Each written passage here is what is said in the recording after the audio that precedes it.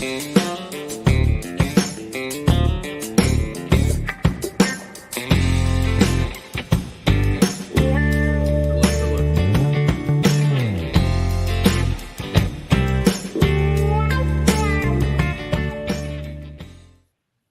good evening, all. Thanks for joining us. It's great seeing people from all across the country join, from Syracuse to Utah, Michigan. Great to be here. I want to share a little bit about what we will discuss today. And I'll be honest, our goal today is we want to hear more from you than you hear from us. We want to give you the floor and answer your questions. And we received quite a few already as it relates to government relations and operations and all that good stuff. So what I'm going to do is I'm going to just spend a few minutes introducing Tyler and myself, give a few quick operational updates, and then we'll go straight into some quick government updates. And then I should give you all the floor for a good 45 minutes or so to answer your questions and to go through some of your pre-submitted questions. With that being said, my name is Chad Budrow. I'm the Executive Director here at the AMA, and with me is Tyler Dobbs. Thanks, Chad. Chad mentioned, my name's Tyler Dobbs. I'm Senior Director of Government Affairs. As many of you know, there's a lot of things coming down the pipeline here. Busy year with remote ID and FAA reauthorization. So hope everybody has brought some questions and look forward to addressing them. Thank you. So as I mentioned, I want to give some quick operational updates. And the first order of business is I just want to say thank you all for attending. Thank you all for being our army of volunteers. We know members come to you often as the first line of defense, or you're our first line of defense for members when they have questions, and we want to make sure you have all the questions you have. If you have any questions, don't hesitate to ask, because I suspect if you have a question, others do. Some quick operational stuff, just in a few minutes. We create programs of work. We have a 2022, and we're in the 2023 program of work. And I just want to share a few initiatives that got to the finish line, so you're all aware, and as that may impact your operations. One is, for those club officers out there, we launched an online club charter renewal portal. So if you're a club officer, you can now renew your club charter online. We also made some other significant updates by making updates to the club roster. You can now manage your club officers through this portal. You can see right there, go under membership, club management. We had about 30% of our clubs renew online. It's a much easier process. We're not getting rid of the print charter, but you can renew online. If you haven't done so already, please do so, and keep that in your back pocket for next year. Another online initiative from 2022 was digital cards. You may have clubs members coming to you to events or to your flying field, and they may no longer have a hard copy of their card. They may show it to you on their phone, or they can print it as well. They can print it at home. They can save it to their mobile device and share it that way. We just want you all to be aware that that's a new portal for members as well, and that's something we rolled out last year. A couple other quick updates. We updated Club Search Online. So the Club Search feature for guests and members going to your flying field is much more robust. They can search by discipline if they want to know, do you helicopters, do you have turbines, even do you have grill pits, or if we want to grill food. So a much more robust online club search. And for this year, we're tackling some initiatives this year, some quick things that relate to this group. We're updating the Blue Book for those who compete at the FAI level. This project is coming to fruition and will be presented to the EC, and we just made some big updates to the NATS manual, and that was approved in January by the EC. So a lot of house cleaning, a lot of new initiatives, and we have a lot more coming up in 2023 to include the 100th anniversary of NATS. So another big year ahead of us, and want to keep you updated on that. But what we all came here to talk about really is Gov, and we want to talk about FAA, talk about FRIAs, remote ID. I'm sure we'll get into other questions. We've had some questions already about nighttime ops and the such. So I'm going to turn it over to Tyler. And Tyler, do you mind just kind of giving us a quick state of the hobby, where we're at, especially I think with remote ID? That seems to be the most common hot topic at the moment. Sure. Happy to start with remote ID and maybe throw a little FAA reauthorization in there. As many of you are aware, this year, September 16th of this year, actually, everyone who flies UAS will need to comply in one form or another with the remote ID requirement. There's three options that will allow you to comply. First is you purchased a new aircraft, something that was manufactured essentially at the beginning of this year or after, and remote ID will be built into that aircraft. The second option will be for your existing aircrafts and outside of a fixed flying site, and that will be adding on a broadcast module. Both of those two options essentially will have a serial number. That serial number will be tied to your FAA registration number through the FAA drone zone. And if someone is in the area and has a basic smartphone, they will be able to identify that serial number, which law enforcement or the FAA then could identify who the person was, or at least who the person that owns the aircraft is, and identify you in that fashion. The third option, and what many are applying for currently, is the FAA recognized identification area or FRIA site. That's a fixed location that is managed by an AMA club and ultimately AMA headquarters or another CBO. And that location, as long as the operation takes place in the identified area, is exempt from complying with one of the other two ways of remote ID, either the broadcast or the standard. So you fly at your fixed flying site essentially as you always have, and you don't need to add on an additional module for your aircraft. AMA is currently, we're still submitting those FRIA applications on behalf of our clubs. We still get clubs that are submitting those to AMA headquarters on a daily basis. I know that we are working our way towards that 700th FRIA application. I believe we're in the 600s roughly.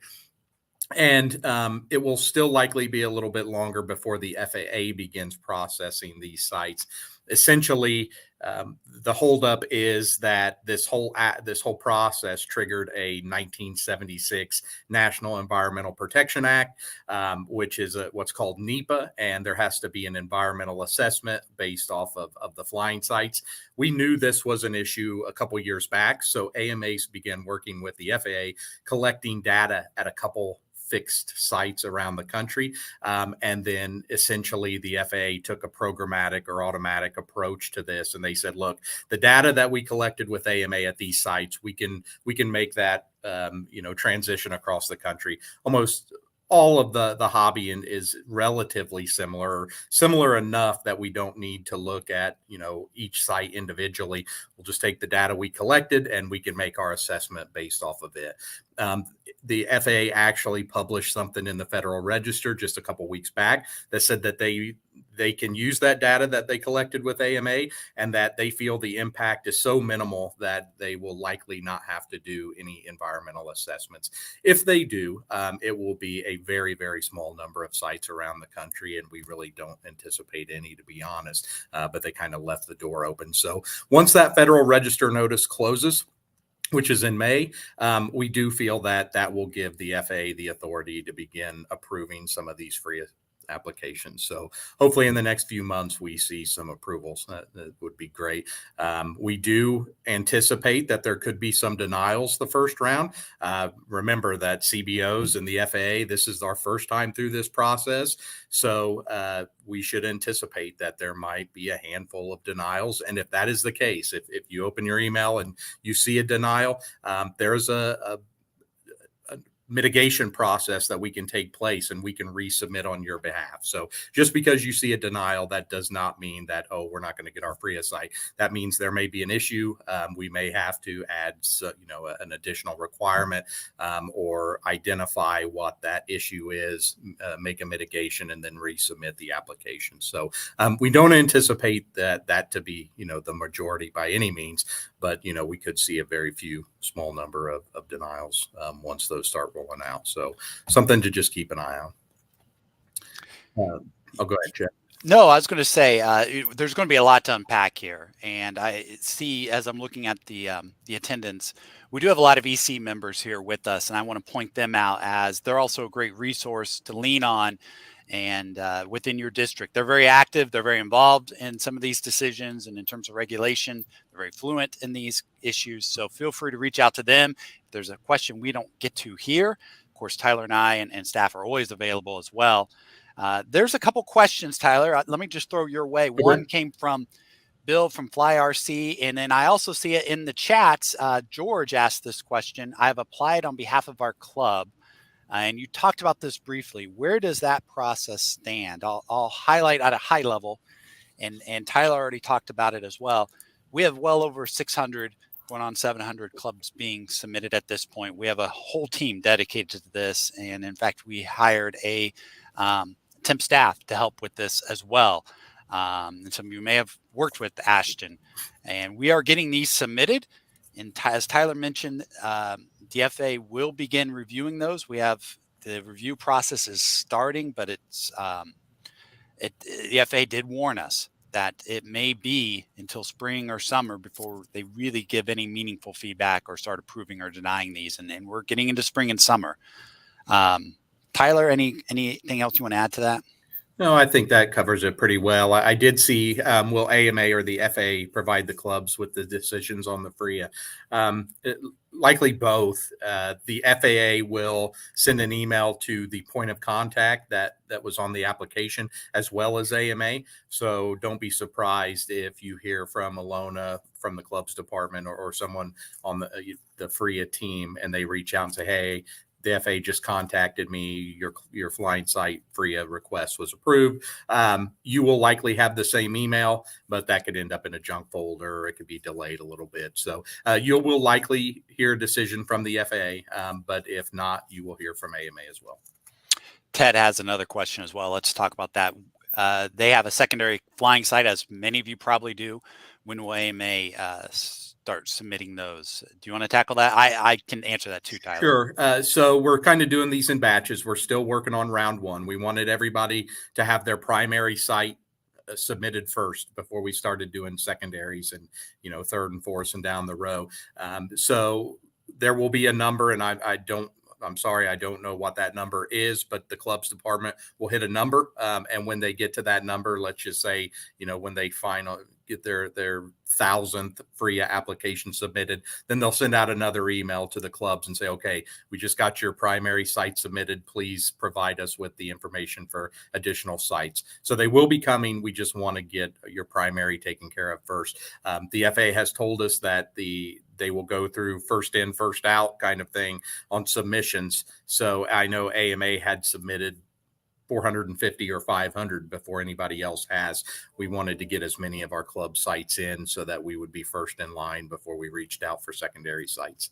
Talking to that team, they're anticipating as we get to Memorial Days when we'll start opening up likely. As Tyler mentioned, we kind of want to hit some thresholds and some milestones first, but let's say around that timeline when we may start asking for secondary flying sites. So we're getting close. Sure. There's a couple other questions. Let me see what else is out there, Tyler. Let's talk about FRIAs before we get into some of the other questions. Okay. So one is there a way to request FRIA status for a location that is not an AMA flying site? Really, no. You need to identify that as an AMA flying site. A CBO can request a FRIA, and an educational institute can request a FRIA. And there needs to be some sort of oversight. And the way that we do that is through the club structure. If we just request a FRIA and there's really no club tied to that, it would be very easy to lose who's the point of contact if that person gives up the hobby or is unable to be that point of contact anymore. There's no one in succession to pass the baton to, so to say. So we are required to go through the club structure for that.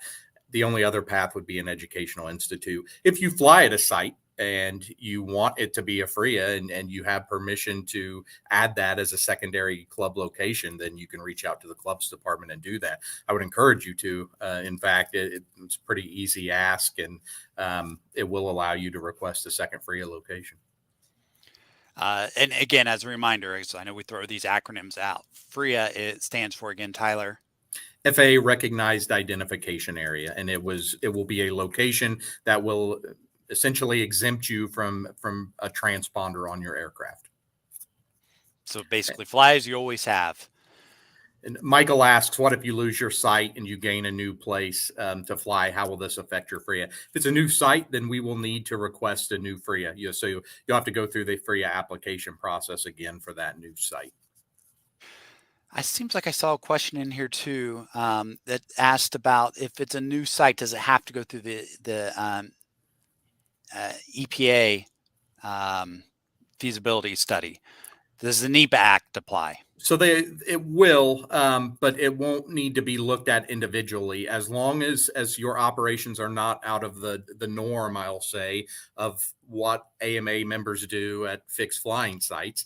As long as you're not next to some sort of protected land that your operations would impact to the point of needing some assessment, then no, you should just programmatically be approved through that NEPA portion. And that allows you to move on to the next part where the FAA actually puts eyes on the location and approves or denies. So Robert, I'm sorry, I I see Robert asks, it seems unlikely that the club will have FRIA status by September 16th. Then what? We haven't had that fight yet. I have mentioned it to the FAA many times. I'll look to AMA, Chad, and executive council on AMA stance, but it's going to be very hard for me to tell members to go buy a broadcast module when their FRIA application could be reviewed the next week. So I hope that is how the FAA views it, but I think that will likely be our stance is we have a FRIA application in the queue. Unless you are giving us a denial on that application right now, we're not going to instruct a club of 10, 20, 50, or 100 members to go out and buy a module that they may only be using for a week or two. So I feel like that is an issue that the FAA needs to speed up their process, and not AMA needs to go out and buy a module. Our argument is that not all of our aircraft and the things that we do allow for a module to be put on our aircraft or in our aircraft, and it will impact our operations. So, if it impacts our operations, if it impacts the safety of our aircraft, then we simply can't put a module on. So the FAA is going to have to speed up the application process, in my view. And I saw a similar question to that. And my answer to you all to add to that is the executive council will have to make that decision. And I think they generally concur with that. But it's a complicated question. So if you have input, reach out to your council member, let them know your thoughts on that. And that very well could be a likely scenario where the FAA does not have time to fulfill or to go through every application. And we may hit that September deadline, and we have many clubs that are in pending mode. So we'll keep you updated. It's a question we're working with the FAA on to expedite that. Gary asks a similar question, but there's a slight nuance to it, and I might take a different spin to it. If you've not been notified by the September date, you have to stop flying. And maybe a different angle is, let's say a club's denied for whatever reason. Is that club prevented? Can that club still fly? They can still fly. If you are denied, that just means that your request to be exempt from the remote ID transponder, I'll say, has been denied. So that means that you could continue operations at that point. That location, once you go through all of your appeals and things like that, let's just say the club is denied and all of your appeals fail, then you would need to buy a broadcast module to continue flying at that location, but you could do so. So let's get into broadcast modules. Rich Kerrigan asks his question. I see Ed Anderson asking a question about price. Maybe before we get into that, Tyler, can you talk at a high level? One way people can comply with their remote ID is flying out of FRIA, which is essentially just fly as you always have. But you can get a broadcast module. Can you give us a quick update where we're at with that, or where manufacturers are with that, where you see that going? And then we'll get into some module questions. So we do the technology committee at AMA, which is led up by Andy Argenio, and Tony Stillman is a part of it. I've been a part of many of those meetings. We've met with quite a few developers, and the costs are more than what we anticipated, certainly more than what the FAA put in the final rule. And I've made that known to the agency as well. When the rule was written, these costs are taken a look at by the Office of Management and Budget, which falls under the White House, and it says, okay, here's the rule the agency wants to put forward. Does it make sense if this puts a $50 burden on the recreational operator? And that's kind of where the rule got approved through that portion of the process. What we don't know is if that rule would have been written and it said there was a $300 cost associated with it, would OMB and the White House have made the same decision? We don't know that. So we certainly want to see those costs much cheaper than $300. I think we will. There are some that are less than 300 now. I think they're even in the mid 100s range. We have heard rumors from various developers that we will see a module, an add-on broadcast module under $100 before the September deadline. So fingers crossed we see that. Otherwise, we make our argument. Hey, this rule needs to be addressed. When it was passed, we were under the impression that the modules would be somewhere in the $50 range, and they're 5 to 6 times that. I think that answers Ed's question, and Darren and Rich and others out there as it relates to the cost. We'll keep you updated. We do have a whole team. Andy Argenio is a great resource. He's the chair of that technology committee Tyler mentioned. Reach out to him if you'd like to learn more. And in fact, we had a manufacturers meeting just the other day, just to kind of keep our finger on the pulse and provide feedback and to receive feedback. So we are involved in that. We're not just in FRIA mode. We're looking at modules and standard remote ID as well. Let's talk about Conrad's question, just to clarify some other options. If you don't fly at an AMA flying field, Conrad says, I live in the country on 2.2 acres. Basically, he's asking, how do I comply if I'm not flying at an AMA field? If you're not flying at an AMA field, your other two options are to purchase an aircraft that was built after the beginning of 2023, which will have remote ID built in, or you can purchase an add-on broadcast module, register that with the drone zone, and switch it from aircraft to aircraft as depending on which aircraft you fly that day. I guess that's an important note. There's a couple, I guess, caveats I need to make. One is that modules are required for anything over 0.55 of a pound or 250 grams. So if it needs registered, which is 250 grams or above 250 grams, then it needs remote ID. If it's under that threshold, it does not need remote ID. The other thing I wanted to mention is that in regards to the broadcast module, one can be purchased and registered, and that can be moved from aircraft to aircraft. So there are a lot of unknowns. Will the FAA have all the FRIAs approved in time? I'll tell you, AMA will get FRIAs submitted. Will the FAA have time to approve those? Remote ID modules, there's still a lot of ambiguity there. We're starting to see some prototypes come out and some actually on the market. So the question is, could the FAA delay remote ID implementation with so many unknowns? Tyler, I'm asking you to read the tea leaves. What are your thoughts? I would not expect them to delay the requirement for technology, the broadcast module or the standard remote ID for aircraft.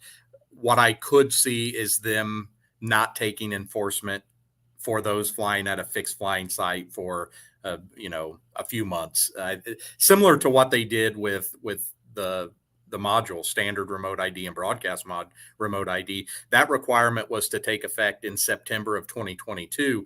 But the rules that manufacturers had to comply with didn't come out until a couple weeks. I mean, I think it was like the 1st of September or the end of August or something like that. And with the chip shortage and with the deadline looming, the FAA basically said, look, we know we were late to the game on getting the standards out, so it's going to be very difficult to comply and get the chips needed and all the parts needed before September of this year. So we are not going to enforce this basically until the beginning of 2023. I could see something similar, and this is strictly my Tyler Dobbs's opinion. I could see something similar with FRIA requests. They're in the queue. We have 500 or 1,000 left to go through. We're not going to enforce anyone flying at a fixed flying site location that is in the queue until we get through this process. I would hope that the agency would take that stance and would not expect us to buy modules. A couple more module questions, and we have some FRIA questions coming back and other topics about nighttime ops and altitude. So we'll get to those too. Barry asks, how heavy will these remote ID modules be? They, there's a wide range. We hope to share that very soon. I think Andy just sent me a report, and I've been in DC meeting with Congress the last week, so I've only briefly skimmed it there. He just put on there 11 to 16 grams without battery, 28 grams. No, it equals an ounce. So varying, but very lightweight. And some are self-powered and some will be powered by the aircraft battery. And then there's some questions. I see Ed Anderson, what does remote ID transmit and who can read the signal? Ted asks, I thought, does it come from the plane or does it come from the transmitter or both? So it depends on which version you're going with. In standard remote ID, both the aircraft and the transmitter or control station, the FAA calls it, is required to send a data package that can be read, the serial number, the altitude, GPS coordinates. Since broadcast modules are for the aircraft that are purchased as a kit or not a complete system or our existing aircraft, there's obviously a disconnect there where the transmitter can't send anything. It can't send that data package if it's an existing transmitter. So for broadcast modules, which will most likely be the majority of what this community uses, it only sends information from the aircraft and not the transmitter or control station. What will be read is how to read that data package. Is essentially there'll be an app on a smartphone. If you have a smartphone, you will have the capability to read that information. What you won't know is the personal or identifiable information of the operator. You're only going to know that serial number, and that serial number could then be tied to the operator through law enforcement or the FAA. But there's some privacy protections built in there. I've heard it described as a digital license plate. So you may be able to read that license plate on a car, but you don't necessarily know who that is unless you have certain access. But in theory, only law enforcement officers should be able to tell you who's flying and where they took off from. I've seen this question a couple times, so I'm going to address it. David asked, how do we know the current status of our FRIA applications? So essentially, you will get 3 emails. When you first submit your application, you're going to get an automated email that essentially shows all the information that you sent us and to verify that it's correct. That lets you know it's in our system. Then once the clubs department and the FRIA team submit that application on behalf of the club, you will get a second email that basically says, this week your club's FRIA application has been submitted. Please wait until the FAA contacts you regarding its status. That third email will be that FAA email that says, your FRIA was approved. Here's all the information needed to move forward, type of thing. So there's a question. I forget who asked it. JS, is there a cap regarding the number of FRIAs that will be approved? I would say yes. What that number is, I don't know. I know I've heard a lot of discussions and rumors about the max the FAA said is 4,000. That is not the max. I have heard that number and I've heard it from the FAA, but to back up, in the notice of proposed rulemaking, which came out quite a few years ago, and many of you probably made comments and got the rule changed to what it is today. But in that first rule that was pretty terrible and would have been devastating to the hobby, the FAA basically said FRIAs are a very short-term thing. They're going to go away. At first, there's going to be 2,500 FRIAs across the country. We're not going to let you renew them. If you move locations, you can't request a new one. All of these terrible things. And in the next 10 years, there won't be a FRIA. That was in the proposed rule. And obviously, we got the FRIAs changed to where now they're renewable. You can make changes when needed. They are a forever thing, or as long as Congress and the FAA deem that remote ID is important. However, during that discussion with the FAA, AMA, we mentioned, hey, you guys said there would be 2,500 FRIAs. That's just simply not the case. AMA itself has 2,500 flying sites right now that our clubs manage. And to think that that's all of the FRIAs that are going to be out there is unrealistic. You have JROTC, you have educational institutes, you have a whole host of groups that are going to want to have FRIA locations, and many will join a CBO to make that happen, or fall under the umbrella of an educational institute. And so in the newest estimate, they said, okay, we'll add 1,500. We think that maybe there'll be 4,000. And again, we went back to them and said, that's fine if you want to give an estimate like 4,000, but we still think that number is extremely low. We don't think 4,000 is even going to scratch the surface. Between AMA and the JROTC alone, we think we'll probably hit that number. So we'll continue to try to educate the FAA, and if they get to a 4,000 number and they try to put a cap on it, then we'll do what we need to do to make those changes, whether that be, a congressional campaign and get members engaged, or try to, work with legislators to make change through law. So a couple questions. I know we quickly addressed one, but before I throw that, let me remind everyone that we are asking club officers to identify a primary point of contact and to submit a preliminary application through AMA. And when you do that, our staff will then begin the process of working with you or finding that information and getting it out to the FAA on your behalf. And we will keep you updated on that process, or any issues or any follow-up questions from the FAA. My ask to you all is, if you're not sure whether or not your club submitted a FRIA application, do not resubmit one. Do a little bit of investigation. Make sure your club hasn't already submitted one. If clubs submit multiple FRIA applications, it bottlenecks the process. It creates some issues on our end. So one, make sure someone hasn't already submitted your FRIA application on your club. That should be a primary point of contact identified. And then two, do keep up on your emails. We do ask questions, and we have quite a few FRIA applications that are kind of stalled. So we've reached out and asked for some follow-up questions and gone radio silent, and we'll follow up again or maybe start making phone calls. So we are on the clock. We do want to get as many submitted as possible by September. It doesn't mean if we don't get them submitted by September, you lost out. We can still submit more, but if you could, make sure your club has submitted. And then please keep up on your email, and together we'll get through this. But one question is, when do we think, and I know we quickly talked about this,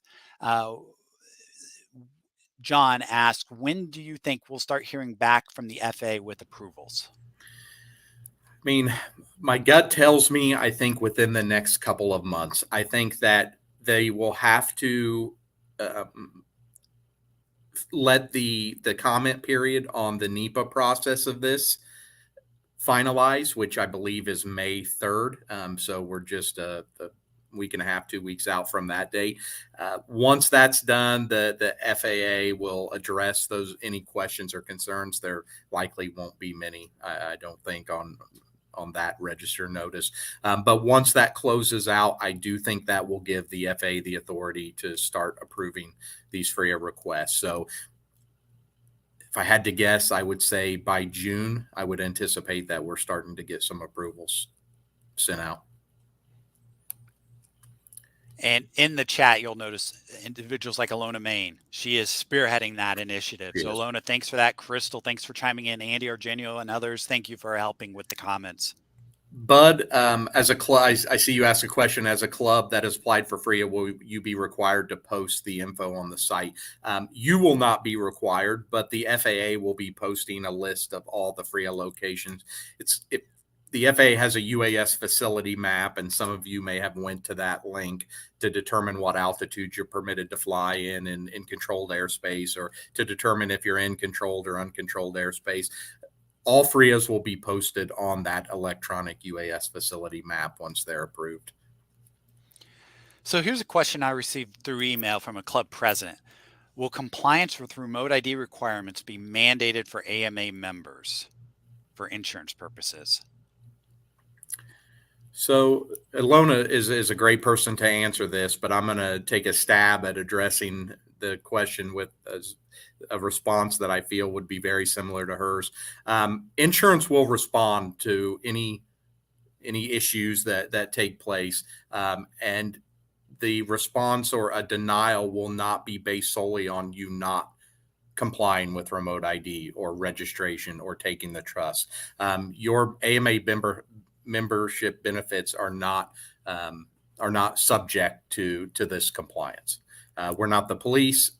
We when you join AMA or when you renew your AMA membership, you as a member sign and affirm that you are going to follow AMA safety guidelines, which includes all local, state, and federal laws. So you sign and affirm that you are going to comply with remote ID when you do so. And we have no reason to think that you won't. So if there's an issue, if there's an accident, insurance is not going to deny that based solely off of you not complying with remote ID. And Alona gave you the seal of approval. She said Well, Tyler is correct. Good deal. Yeah, it's a sticky one. So I'm not going to add more to it. Let's go through a few more questions here, and I see a lot more coming in. Allow me I'm to going get to you caught address up. one. This is a little unrelated, but it says any plans to update the AMA safety guidelines, for example, larger than 4S batteries for drone racing. There's a lot of confusion on that. And I know that the batteries for 4S for drone racing, that's our competition guidelines and not our safety guidelines. So like document 550, for instance, would be for FPV and the rules that you would be required. So you can fly under AMA safety guidelines using batteries larger than 4S and still be in compliance. That is strictly a racing guideline. And I know I've spoken with Tony Stillman and others, and we have reached out to the special interest groups that are in charge of that and said, hey, would you like to make updates to these competition rules? And we're kind of waiting on a response to that. We're happy to make the changes. We just need that formal process to be requested. So I'm going to start asking some questions outside of remote ID, but I suspect there'll be more remote ID questions. So feel free to keep throwing those in, or if we overlooked one, maybe throw it up again in case we missed it. This question comes from Greg. If I want to fly at a site that's outside an airport control zone before September, will calling Lance be enough to satisfy the FAA? No. So Lance is that app. It's basically a phone app. It is required when you want to fly in controlled airspace or the airport control zone, you call it. Essentially about 5 miles out from larger airports, typically airports that have control towers, but those airports that are controlled. That's a requirement. You get on the phone app for Lance and it knows your location basically, or you select a location and it grants you almost instant approval to fly up to a predetermined altitude.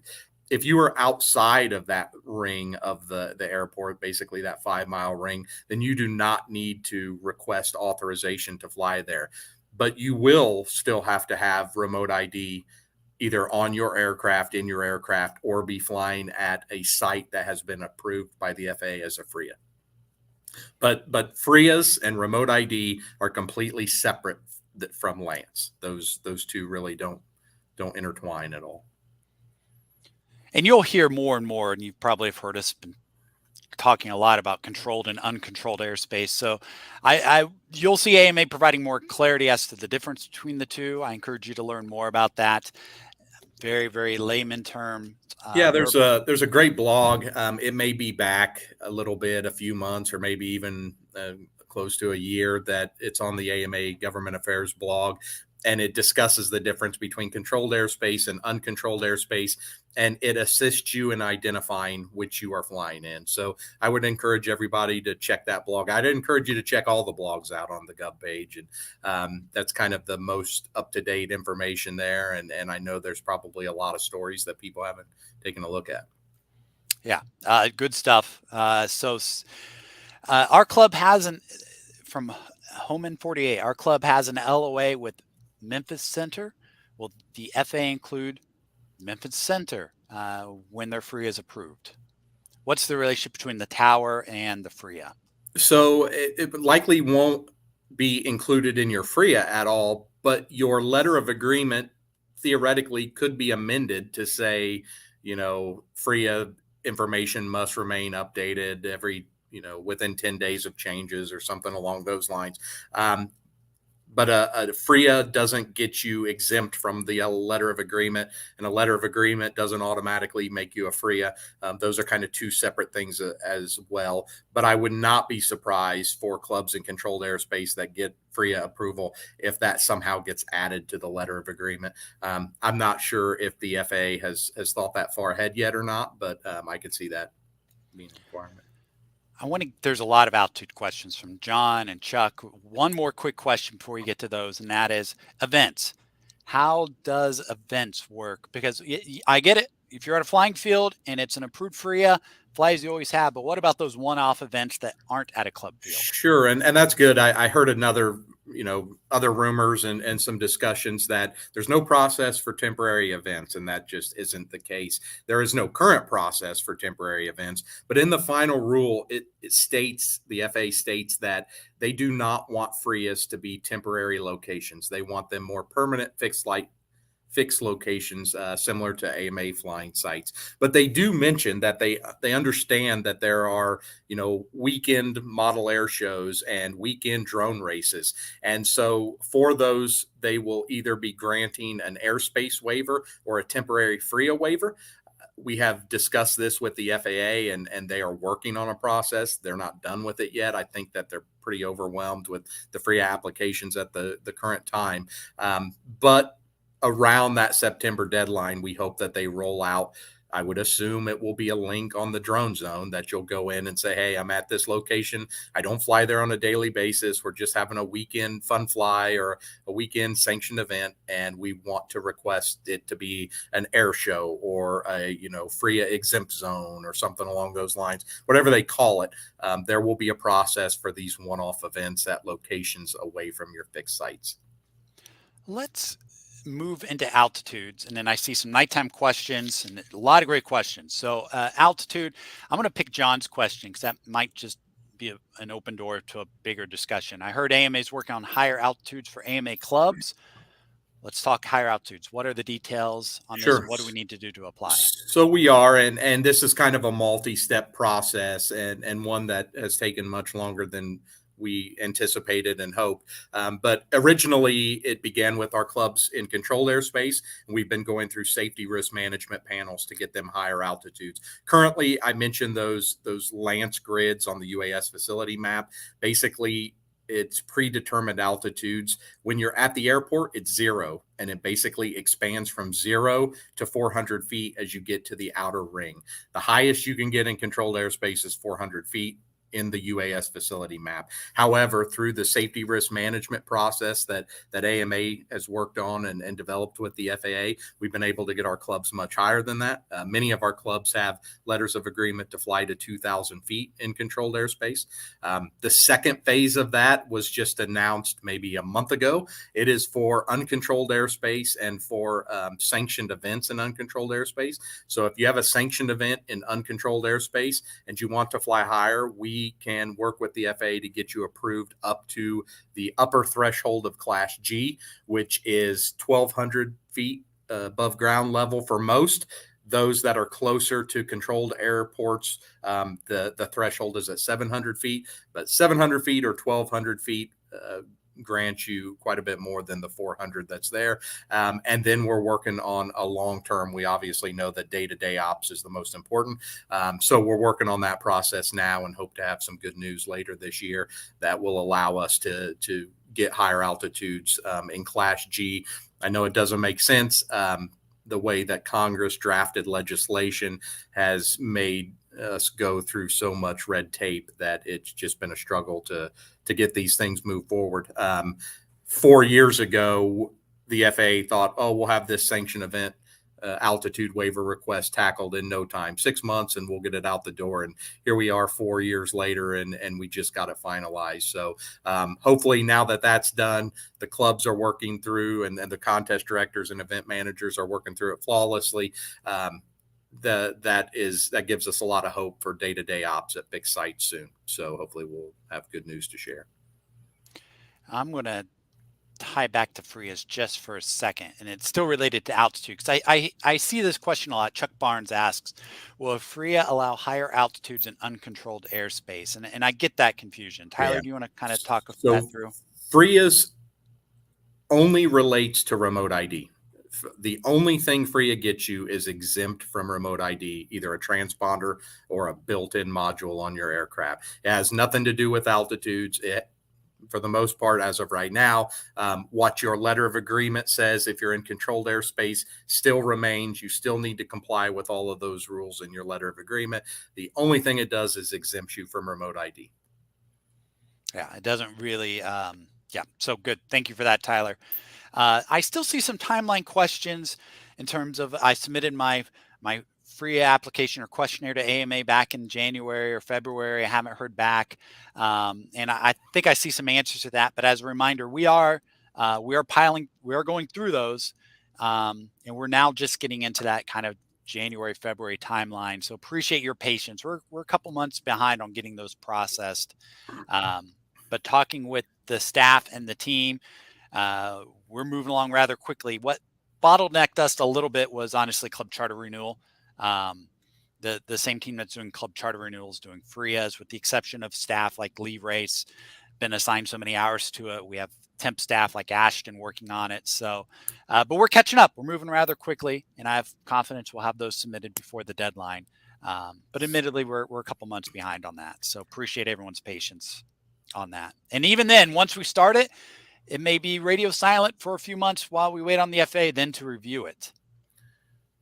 I'm going to address Frank's question. They don't own the flying field, so they want to know, how involved does the landowner have to be? Do they have to give their permission? We asked the FAA that because we had concerns, including property that wasn't owned by the clubs or AMA, encroachment issues. Airports have went through that in the past.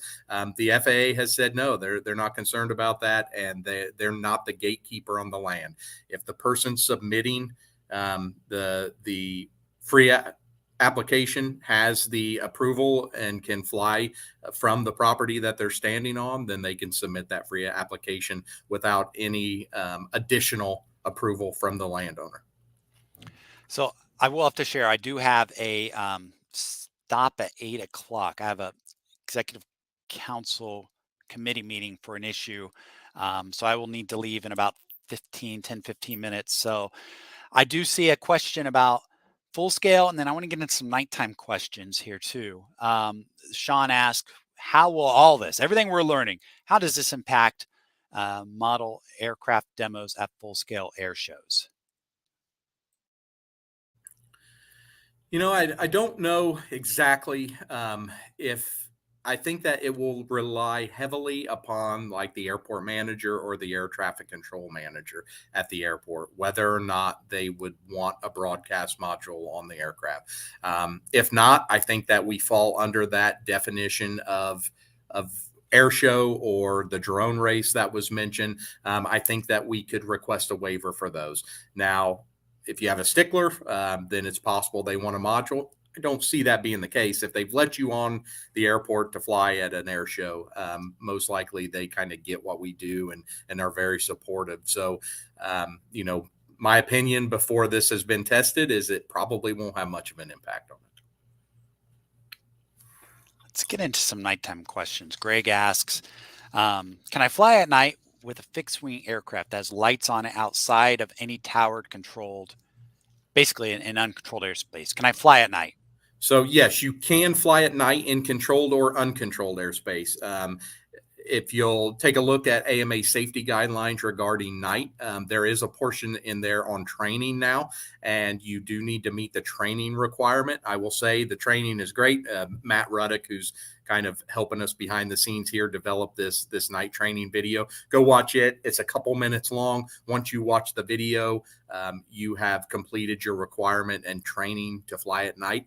You can watch the video, or you can get some hands-on training from a safety instructor at your flying site, or someone who is well skilled at flying at night. But this video is probably the easiest and quickest way to get that. In uncontrolled airspace, you don't need to do anything besides comply with the training, comply with AMA safety guidelines. In controlled airspace, you do need airspace authorization to fly at night.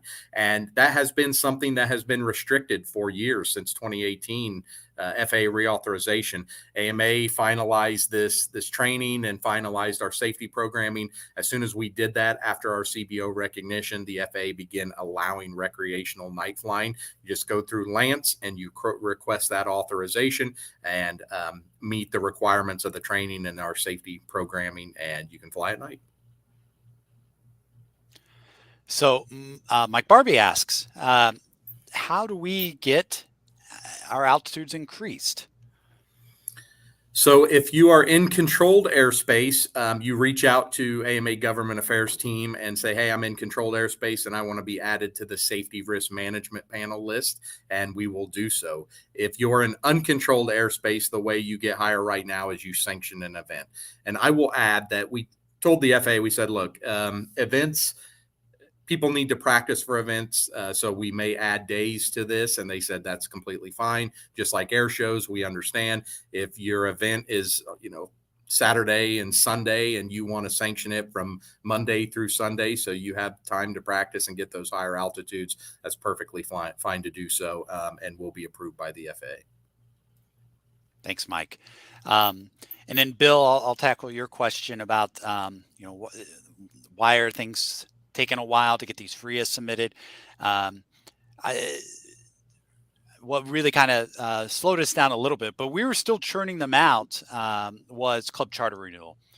We had a pause for a couple months just to get some club charter renewals processed. But even with that, we brought in temp staff from outside to help keep that going. And now that we're past that milestone, you're going to see them come much more fast and furious. And another quick plug for online club charter renewal. If you are a club officer, renew online. It does expedite the process for both you and us, so we can focus on other initiatives like this. Yeah, and check your emails. I mean, Bill, I'll say I helped the FRIA team for quite a while, and we want to verify all the information you send us. So we draw those shape files, we send them to the club, and we say, hey, get eyes on this and verify this is your actual flying location.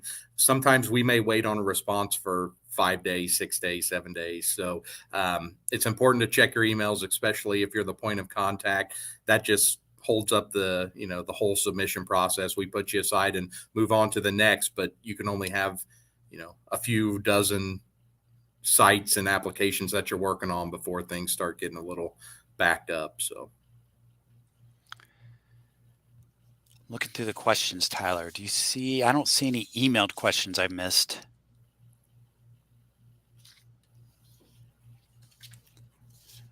Conrad, so if you do need higher altitudes,